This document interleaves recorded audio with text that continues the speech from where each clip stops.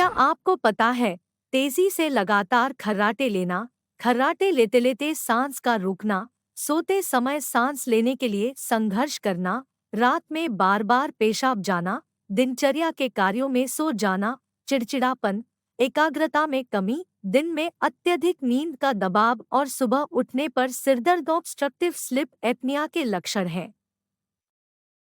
खर्राटे, इसको हम लोग स्नोरिंग भी बोलते हैं और आम भाषा में लोग बोलते हैं काफ़ी गहरी नींद में व्यक्ति सो रहा है। क्योंकि खर्राटे जो नए रिसर्चेज आए हैं उसमें ये पता चला कि खर्राटे गंभीर बीमारी है। अगर आपके खर्राटे ज़्यादा तेजी से आ रहे हैं और सांस बीच में रुक जा रही है सोते समय, इसका मतलब कि आपके शरीर में कई सारे दुष्प्रभाव छोड़ सकता है।